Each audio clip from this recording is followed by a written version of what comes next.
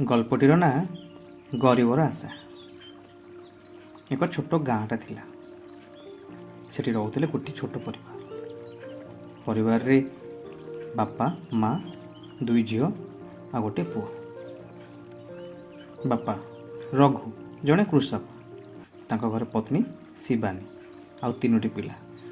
ବଡ଼ ଝିଅ ନୀତି, ଛୋଟ ଝିଅ ପ୍ରୀତି ଓ ଏକମାତ୍ର ପୁଅ ରମୁ। ରଘୁ ପ୍ରତିଦିନ ଚାଷ କାମ କରନ୍ତି, ହେଲେ ଚାଷ କାମରେ ଯେଉଁ 2 ପଇସା ଲାଭ ହୁଏ ସେ 5 ପାଣି ଚଳିବାଟା ବହୁତ କଷ୍ଟ ଥିଲା। ଦିନେ 3 ପିଲା ବସିକି ତା ମାଆଙ୍କୁ ପଚାରିଲେ, ମା, ଏ ସଂଘର୍ଷ ଭରା ଜୀବନଟା କ'ଣ ଏମିତି ଅନ୍ଧାରରେ ଚାଲିଯିବ, ନା ଏ ଅନ୍ଧାରରେ ପୂର୍ଣ୍ଣଜ୍ୟୋତ ପକେଇକି ଆଲୁଅ ଆସିବ? କିଛି ଚମତ୍କାର ହେଲେ କେମିତି ହୁଅନ୍ତା ମା? କିଛି ଦିନ ଗଲା ପରେ ରାମୁ ଗାଁ ପଛରେ ଥିବା ଏକ ଜଙ୍ଗଲକୁ ଯାଇଥିଲେ ଗଛ ହାଣିବା ପାଇଁ।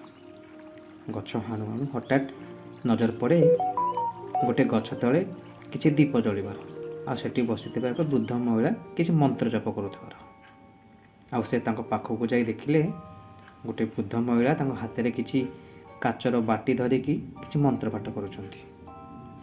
ହଠାତ୍ ସେ ବୃଦ୍ଧଙ୍କର ନଜର ପଡ଼େ ରଘୁଙ୍କ ଉପରେ, ଆଉ ପାଖକୁ ଡାକି ରଘୁଙ୍କୁ କିଛି ଗୁରୁ ମନ୍ତ୍ର ଦିଅନ୍ତି, ଯେମିତିକି ଏ କାଚ ବାଟି ତୁ ରଖ, ଆଉ ଏହା ନିମନ୍ତେ ଡେଲି ଏକ ମନ୍ତ୍ର ଜପ କରିବୁ, ଦେଖିବୁ ଧୀରେ ଧୀରେ ତୋର ଜୀବନ ବଦଳିଯିବ। ରଘୁ ବି ହଠାତ୍ ସେ ବୃଦ୍ଧ ମହିଳାଠାରୁ ଏମିତି କଥା ଶୁଣି ଆଶ୍ଚର୍ଯ୍ୟ ହୋଇଗଲେ, ଆଉ ସେ କାଚ ବାଟି 2ଟି ଧରି ଘରକୁ ଆସିଲେ। ସେ ରାତି ପରଠାରୁ ପରିବାରର ଜୀବନ ଧୀରେ ଧୀରେ ବଦଳିବାକୁ ଲାଗିଲା। ଯେଉଁ ଦିନଠୁ ରଘୁ ସେ 2 ଗୋଟି କାଚ ବାଟି ନେଇକି ଆସିଛି, କେଜାଣି ସତରେ ଯେମିତି ପରିବାର ଭାଗ୍ୟ ବଦଳି ଯାଇଛି। ପ୍ରତିଦିନ ଏଇ ଭାବେ କିଛି ନ ଖୋଜିଲେ ମଧ୍ୟ ଘରକୁ ଏକ ନୂଆ ସୁଯୋଗ ଆସୁଥିଲା। ଯେମିତିକି ନୀତିକୁ ତାକୁ ସ୍କୁଲରେ ସ୍କଲାରସିପ୍ ମଧ୍ୟ ମିଳିଲା, ଆଉ ପ୍ରୀତିକୁ ଆଗକୁ ପଢ଼ିବା ପାଇଁ ଏକ NGO ସହାୟତା ମଧ୍ୟ କଲେ। ଶିବାନୀ ଘର ଆଖପାଖ ମହିଳାମାନଙ୍କ ସହ ମିଶି ଏକ ଛତୁ ଚାଷ ମଧ୍ୟ କଲେ। ରଘୁ ଦେଖିଲେ ଯେ କୃଷିରେ ବଦଳି ଆସିଛି। ମେହନତ ଓ ସତ୍ୟ ଶକ୍ତି ସହିତ ମାୟାର ଅଳ୍ପ ଛୁଆଁ ଜୀବନ ଯେ କେତେ ସୁନ୍ଦର କରିପାରେ। କିଛି ଦିନ ବିତିଗଲା ପରେ ସେ ବୃଦ୍ଧା ଫେରି ଆସିଲେ ଆଉ କହିଲେ, ରଘୁ, ତତେ ମୁଁ ଯେଉଁ 2 ଗୋଟି ବାଟି ଦେଇଥିଲି ତାକୁ ମୋତେ ଫେରେଇ ଦେ। ରଘୁ ବି ଆଶ୍ଚର୍ଯ୍ୟ, ପଚାରିଲା, କ'ଣ ପାଇଁ? ଦେଇଥିବା ଜିନିଷ ହଠାତ୍ ମାଗିଲେ।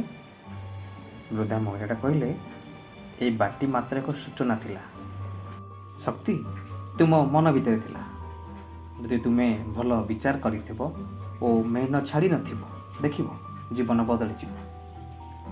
ଏବେ ଏହି ପରିବାର ଗାଁମାନଙ୍କ ମଧ୍ୟରେ ଏକ ଦିଗ୍ଦର୍ଶନ ଥିଲା। ହଁ, ଯେଉଁଠି ଗରିବୀ ଥିବ ସେଠି ଆଶା ଓ ସଫଳତା କେମିତି ଆସିବ ମନରେ ଉଙ୍କି ମାରୁଥିବ। ଏହି ଗଳ୍ପର ଶିକ୍ଷା ଥିଲା, ମାୟା କେବଳ ଯାଦୁ ନୁହେଁ, ଏହା ଆଶା, ମେହନତ ଓ ଭଲ ମନର ଫଳ। ଧନ୍ୟବାଦ।